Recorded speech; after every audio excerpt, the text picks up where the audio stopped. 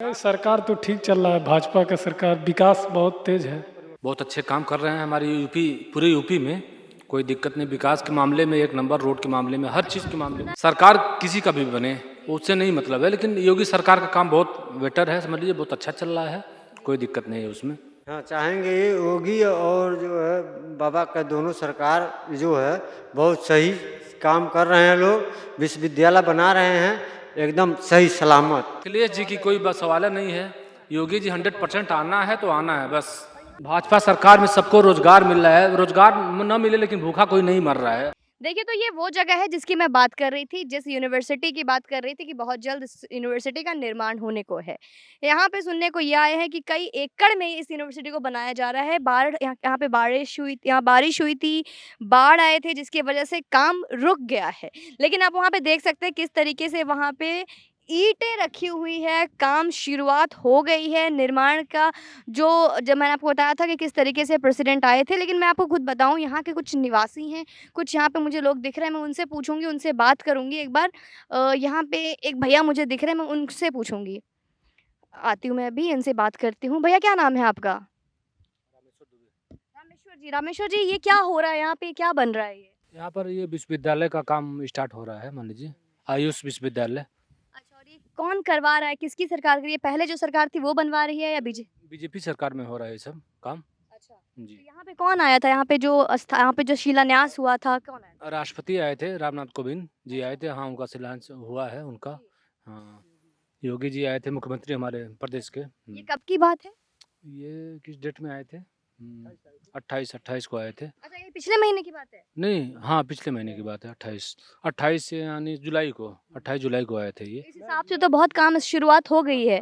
अच्छा हाँ, 28 हाँ, 28 अगस्त की। 28 अगस्त को आए तो इस थे। हिसाब से अगर देखा जाए तो मतलब ये ईंटें-वीटें बिछने लग गई और कुछ हद तक काम शुरुआत हो गई है। हाँ शुरुआत हो गई, अरे काम जल्दी स्टार्ट हो जाएगा। जी। हाँ, मान के चलिए बरसात की वजह से रुका हुआ है और काम जल्दी स्टार्ट हो जाएगा। अच्छा, जब यहाँ पे योगी जी और हमारे प्रेसिडेंट आए थे, तो उन्होंने जो कुछ बोला, तो कितने एकड़ में बनाया जाएगा? बनाने का क्या वजह है? क्या वजह है बनाने का? क्यों बनवाया जा रहा है? ये सब कुछ बताओ ना। 52 एकड़ का ये प्लाट है, जैसे मान लीजिए वो योगी जी अपना वो कर चुके हैं, अपना निरीक्षण कर चुके हैं, जो मान लीजिए हमारे सीएम हैं हमारे, तो और वो अपने हिसाब से करेंगे जो भी करना है, मान लीजिए। 52 एकड़ में ये यूनिवर्सिटी बन रहा है। 52 एकड़ का है।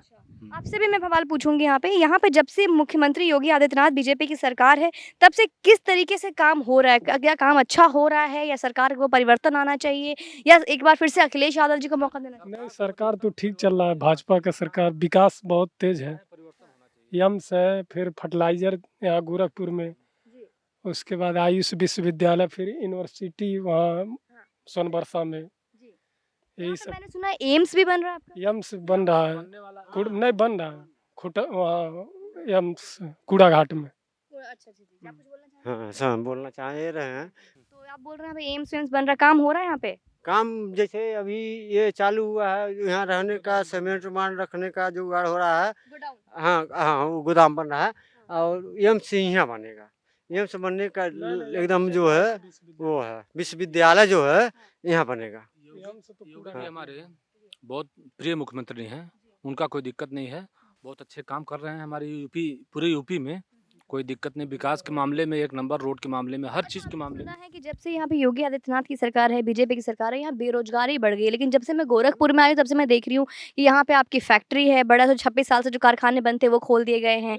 यहाँ पे यूनिवर्सिटी बनेगी तो उसमें भी शिक्षक की दाखिला बहुत ज़्यादा बढ़ेगी, वहाँ पे भर्तियाँ और होंगी। तो इस तरीके से जो बेरोजगारी को लेके जो एलिगेशंस हो रहे हैं, जो उन पे आरोप लगाए जा रहे हैं, उसको कहाँ तक आप देखते हैं? क्या बेरोजगारी मान लीजिए, बेरोजगारी अब सब लोग इतना नहीं दे पाएंगे, मान लीजिए बेरोजगारी मान लीजिए अब सब कोई नहीं दे पाएगा, कोई किसी भी कोई पार्टी की सरकार हो जाए, मान लीजिए बेरोजगारी उतना नहीं दे पाएगा। मान लीजिए कहने का मतलब मेरा ये है, जैसे मान लीजिए सरकार किसी का भी बने उससे नहीं मतलब है, लेकिन योगी सरकार का काम बहुत बेटर है, समझ लीजिए बहुत अच्छा चल रहा है, कोई दिक्कत नहीं है उसमें। आप कुछ बोलना चाहेंगे? हाँ, चाहेंगे ये योगी और जो है बाबा का दोनों सरकार जो है बहुत सही काम कर रहे हैं। लोग विश्वविद्यालय बना रहे हैं एकदम सही सलामत। ये एक बार फिर से योगी सरकार आनी चाहिए यहाँ पे? हाँ, एक बार और आनी चाहिए। उसमें पूरा 100% आनी चाहिए, उसमें कोई वो नहीं है। अखिलेश जी कहते हैं कि इस बार वो 400 सीटें पार करेंगे। अखिलेश जी की कोई बस सवाल नहीं है, योगी जी 100% आना है तो आना है बस। और यहाँ पे तो हमने सुना है कि गांव-गांव में अखिलेश यादव जी ने लैपटॉप बांटा है। लैपटॉप चाहे साइकिल कुछ भी बांटे हैं। देखिए हम लोगों को विकास चाहिए बस, रोड चाहिए, बिजली चाहिए, पानी चाहिए और कुछ नहीं चाहिए बस। हमने तो सुना जैसे जो आपने बिजली की बात की, हमने माना कि गांव-गांव जहाँ पे आज़ादी के बाद भी बिजली नहीं पहुंची थी, बीजेपी की सरकार ने वहाँ-वहाँ तक बिजली पहुंचाई। लेकिन सामने विपक्षी ये कह रहे हैं कि बिजली का बिल बहुत ज़्यादा आ रहा है यहाँ पे। कोई दिक्कत नहीं है, उसमें कोई प्रॉब्लम नहीं। जो जितना जितना मान लीजिए अपना वो इस्तेमाल करेगा उतना बिल आएगा उसका, कोई दिक्कत नहीं है। और बीजेपी सरकार बहुत ज़रूरी है समझ लीजिए। अच्छा, योगी जी और बहुत महत्वपूर्ण है यूपी सरकार के लिए, योगी जी इम्पोर्टेंट है बस। चलिए मतलब आप एक बार फिर से योगी आदित्यनाथ को देखना चाहते हाँ, हैं। एक बार और जी। चाहिए। एक बार और जोगी के हम में देखे बा, ठीक है? बहुत बढ़िया। तो इन्होंने बोला है कि एक बार फिर से इनका योगी के देखे के बा मतलब कि इनको चाहिए विकास, इनको चाहिए बिजली, इनको चाहिए क्योंकि जी। जी, जी, जी। चलिए एक बात बताइए आपके गाँव-गाँव में घर-घर तक शौचालय पहुँचा है आपके पास? जी, जी, शौचालय जी। तो पहुँचा है। शौचालय सबको मिला है। प्रधानमंत्री जो रोजगार है जो योजना मिला है सबके हर गांव में हर गैस का हुआ चाहे कोई भी प्रॉब्लम हुआ सब कुछ एकदम पर्याप्त मिल रहा है सबको घर घर। प्रधानमंत्री आवास योजना के तहत क्या गाँव-गाँव तक घर बनाए गए हैं? हाँ हाँ बिल्कुल बिल्कुल बिल्कुल बना है, अरे का रे? बिल्कुल बना है एकदम। चलिए मतलब इन्होंने और अच्छी बातें बताई है यहाँ पे, जिन्होंने बताया कि किस तरीके से प्रधानमंत्री आवास योजना के तहत इनको घर-घर तक योजनाएं पहुँचाई गई हैं, इनको गैस सिलेंडर मिले हैं। आपने जैसे इससे पहले भी देखे फ्री की वैक्सीनेशन दी गई, कोविड वैक्सीनेशन प्रोग्राम सबसे बड़ा हमारे लिए मुद्दा रहेगा। जी। अगर समस्या नहीं हुआ होता तो आज हमारा ये यूपी चाहे इंडिया पूरा इंडिया के बारे में बात कर रहा हूँ कहाँ से कहाँ पहुँच गया होता। आज हमारे देश का पीएम जो है बहुत आगे बढ़ चुके हैं और बहुत अच्छे काम कर रहे हैं और उनके लिए मैं धन्यवाद देना चाहता हूँ पीएम को। बहुत अच्छी बात ठीक है। बोली इन्होंने। इन्होंने बहुत अच्छी बात और बहुत गहराई है इनकी बातों में। आपको मैं चाहूँगी कि आप भी इस पे विचार करें। इन्होंने बोला अगर हमारे देश में अगर कोरोना नहीं आया होता, तो सिर्फ़ इनका उत्तर प्रदेश प्रांत ही नहीं पूरा अपना देश, पूरा हिंदुस्तान अपना आज बहुत ऊपर होता, बहुत आगे होता और कहीं भी प्रगतिशील होता। लेकिन हमारा दुर्भाग्य है और ये सिर्फ़ हमारे देश का नहीं पूरे विश्व का दुर्भाग्य है कि इस बार कोविड ने हमें बुरे तरीके से लताड़ रखा है। लेकिन आश्चर्य की बात है जहाँ पे अमेरिका जैसे देश में अपने घर के बाहर बोर्ड लेकर बड़े-बड़े लोग अपने घर के बाहर बोर्ड लेकर खड़े हैं कि just feed me, please feed me, मैं भूखा हूँ मुझे खाना खिलाओ। अमेरिका से आप तुलना तो कर देते हो अपनी कि अमेरिका का आप ये देखो, अमेरिका का वो देखो। आप अमेरिका का एक बार पॉपुलेशन देखो और अपने देश की आबादी देखो। अपने देश में कितने सारी चीज़ें। जी, जी, जी। आपको मालूम होगा और हमारे देश की आबादी कितनी है आपको मालूम होगा। तो हमारी आबादी देखिए लेकिन इस देश में इतने पार्टियां हैं इतने सब लोग हैं कोई लेकिन भूखा नहीं मर रहा है हमारे देश में भी।